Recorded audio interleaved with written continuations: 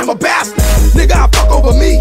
You know what I do to these rappers? They come in there huffing and puffing and screaming and cussing and busting their verses. Nigga, you better calm your ass down. That you excited to see me in person. I roll with thugs and felons, ex-cons and stone killers. We gon' teach you old punk ass niggas respect us authority figures. Don't grab my kind bar when we be pouring up in the club. You going down, boy, too bad, fuck you, sorry for you. And that's when that spot get shook. But I ain't the one to come look. Cause all I can tell the police is I am not a crook. I fuck big fine bitch, my dick get hard, watch it grow. They give me fire head and blow me shotguns, a good dope. Now tell me that ain't the life. Tell me my niggas ain't for life. Now tell me that shit ain't tight. Tell me that you won't be just like me. I beat these bitches down, I wash these towers up. Nigga, you talking shit? Who you trying to power up? Right up for the club, nigga, I don't give a fuck. Shaking your ass for the club, bitch, I don't give a fuck. Drinking drinks in the VI, I don't give a fuck. Talking shit about me, bitch, I don't give a fuck. You got a pocket full of money, nigga, I don't give a fuck. You drinking out with them hoes, bitch, I don't give a fuck. In the club with the pussy click, I don't give a fuck. Security on my dick, bitch, I don't give a fuck. Welcome all back to Television. Bart here with you. Today we're going to be getting into a retro blast. And as you know here on the channel, that keeps up with our little retro blast playlist here. A movie's got to be 10 years or older, have some sort of cult following, have made some sort of impact into the pop culture world. And today, that movie's going to be Roadhouse. Okay, this movie definitely is a movie that should be on your must-watch list of one of the greatest all-time movies ever. That's right. You hear of such great classics like Taxi Driver, The Godfather, Gone with the Wind, all these movies, Titanic, Avatar, Avengers Endgame, but only one is strong enough to be called Roadhouse. That's right. Roadhouse came out May 19th, 1989, starring Patrick Swayze as Dalton, starring Kelly Lynch as Doc, Sam Elliott as Wade Garrett, Ben Gazzara as Brad Wesley, Red West as Red, and Julia Michaels as Denise, Brad Wesley's girlfriend, directed by Rowdy Harrington. I'm unaware of any other movies he's done, but with this movie, it's certainly a hit. The premise of the movie is that Dalton is, his career is that he is a cooler. And what a cooler is that he holds beer inside of him to keep it cold. No, end of movie. End of movie. He kept the beers cold. The people won the Super Bowl. They put the basket through the Quidditch hoop. Yeah. No, but in this reference, a cooler means that he basically runs the security team of any nightclub or bar that he's working at. His specialty is that he cleans up rowdy places, biker bars, bars that you really are just dives, and he really tries to help turn the bar around. He gets paid pretty well. He's like, we see him at a bar that he is really popping. We see someone trying to come in and cause problems, and he deals with them by not dealing with him. We see that he has a very philosophical view on life. He's very reads a lot of philosophy, sociology, these type of books in his free time. really just kind of a loner, a lone wolf, so to speak. And during his current job, he has someone come in and ask him to turn his business around to revitalize the business. And that business is called the Double Deuce. The Deuce, Double Deuce. No, it's not just the Double Deuce. Just the Double Deuce. And this place is really what you would expect a dive bar to be. Excuse me. Cocaine deals going on right in the public. Chicks dancing with the boobs out. Power drinkers. Real professional party animals at this point. A real frat house for adults, so to speak, going on here at the Double Deuce. And this is where we see Dalton take everything in. He's observing it all. Everyone seems to know that he's coming. And he's not impressed at all. He tells people that he actually, after that night of the first night he shows up, he lines everyone up. He's like, yeah, we're not, this is how it's going to go. You're fired, you're fired, you're fired. You've been skimming off the bar. You've been dealing drugs. And they're like, how about our pay or whatever? And he was like, consider that you pay. Like, you've been selling coke or skimming off the liquor sales, so you probably got about $500-600 in your pocket right now. Yeah, he's trying to get rid of the scallywags that he initially weasels out. It just happens to be that the guy he fired is the nephew of this person by the name of Brad Wesley. Brad Wesley basically runs this small town. He is the richest man in town. He basically owns parts of all the businesses through protection rackets or just straight up owning a lot of property throughout the county. And there's not much that people could do. Once he says something, that's pretty much how it's going to go, whether it's done legally or not. He is basically, for lack of a better term, the crime boss of the family, of the county. All the crime goes through him. All of the crime goes through him. Like triangle. It's triangle of crime. You start at base and go up to him. And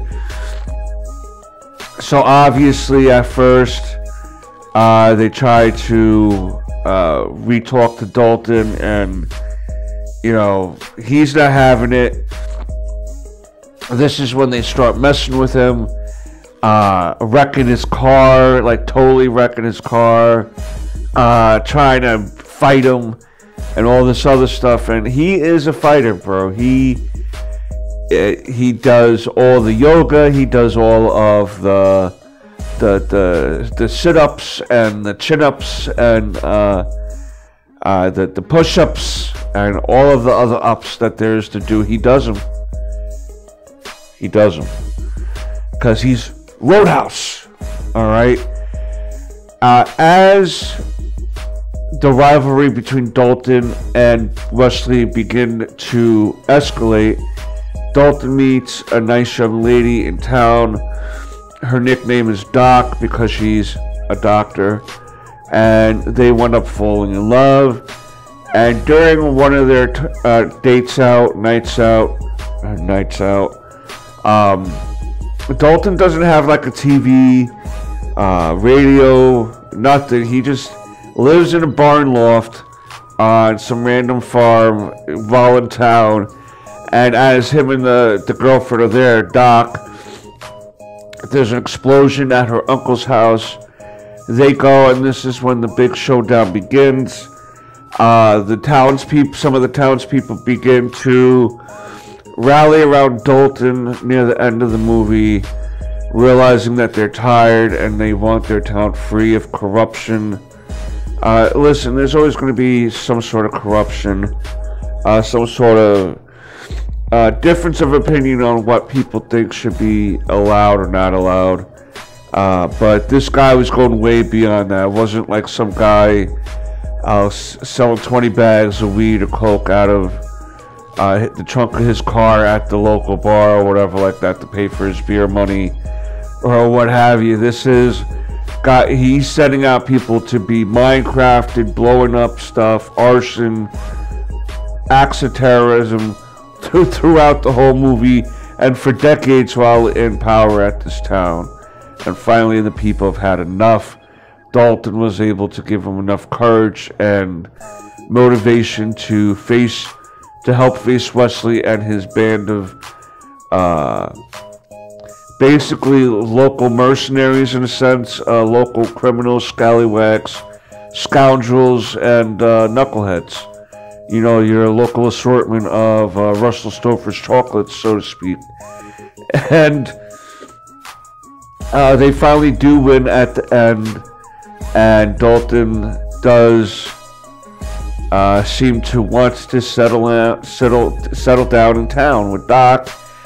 And pretty much the movie wraps up with Wesley going to jail, his other henchmen going to jail, and at one point there's this one guy that's kind of was like Wesley's go-to guy to handle some of the murkier missions, so to speak, you know, concerning Minecraft stuff that you do. If you know what I'm trying to get at. But the epic fight between him and Dalton was great. There was this whole... Oh, and at one point, Sam Elliott's character, Wade Garrett, did come in to try to help Dalton, and they wound up taking out Wade Garrett as well. So that's also is what really helped Dalton get to... Ooh, you scallywags! But yeah, he wound up saving the day, falling in love, and changing the lives of the town that he seems to now have settled into. There was a sequel many years later. It seemed to involve Dalton's son as an adult, and kind of the same premise of just being a local, just being, you know, a tough guy and helping people out, stuff like that. That seems to be what that movie was about. I wasn't interested enough to see the sequel because I felt like there really wasn't much left to do for Roadhouse, and I didn't really have any interest in seeing Dalton's son. I wanted to see Dalton. There is a band that performed in this movie called the Jeff Healey Band, and they were a good band. They performed some songs in this movie, which was pretty cool in my opinion. They were pretty popular back in the day too, and the big not that was a big draw, not like he did it to himself to draw attention, but part of the act, so to speak, or why they were known, was that the lead singer Jeff Healey was blind, or legally blind in some sort of way, where it was difficult for him to see, but still advanced as a professional musician. So go check that band out. They're pretty cool, again, in my opinion. But yeah, that's Roadhouse. That's our review of Roadhouse. I'm going to give this a 9 out of 10 for straight. You're looking for straight 80s, 90s action movies type of style of movie. Watch this movie with a couple buddies. It's a great date night movie, or if it's just a great movie to catch up on if you haven't in quite some time. Patrick Swayze, to me, has always been the man. He's awesome in this, Ghost, almost everything he's done. Dirty Dancing, I mean, come on. Patrick Swayze is one of the GOATs. And on that note, I want to thank you again, all for stopping by, liking, commenting, sharing. I hope that today is the day that I earned that subscription. Roundhouse all of those buttons. And until next time, peace, Snookums. You got a pocket full of money, nigga. I don't give a fuck. You drinking out with them old bitch. I don't give a fuck. In the club with the pussy click. I don't give a fuck. Security on my dick, bitch. I don't give a fuck. Y'all niggas ain't ready for this, motherfuckers ain't steady for this, cause y'all still ain't learned. Nigga got a 4-4 cock and the flow so hot, make a motherfucker feel that burn. Niggas say word, I wanna earn. This nigga up off my dick, don't back talk me, nigga, trying to get up in them. Back up off of this, nigga, don't wanna get fucked up, just set up the talking. Barking better walking, marking, nigga talking, sparking better watch it, dodge it, never mind, he caught it. With a thugs at up in this bitch, fuck a nigga up, y'all represent. Give me some gin, give me some hen, no, just give me both and I'll mix it all in. Who wanna take, I'ma sip with a sin. Let me get you twisted, man. Niggas on fire, don't stop dropping them, that's a lie. We just won't die, we come back flyer than ever, higher than ever this time, with venomous rhyme. So any nigga wanna get involved, what you think you can fuck with my dogs? Nigga, you figure you rough enough, stylish, thug enough. Did you think you can fuck with us? Boom, boom, boom, boom, boom. You ready to do this? The hell with the song. We ain't got to tell you a song. You know this, popping the Glock, put a stop to the whole shit. Y'all still can't fuck with us, they never will because we too fucking cold, too fucking bold. There's too many souls that's ready to roll with them goddamn bones. You ride just for the club, nigga. I don't give a fuck.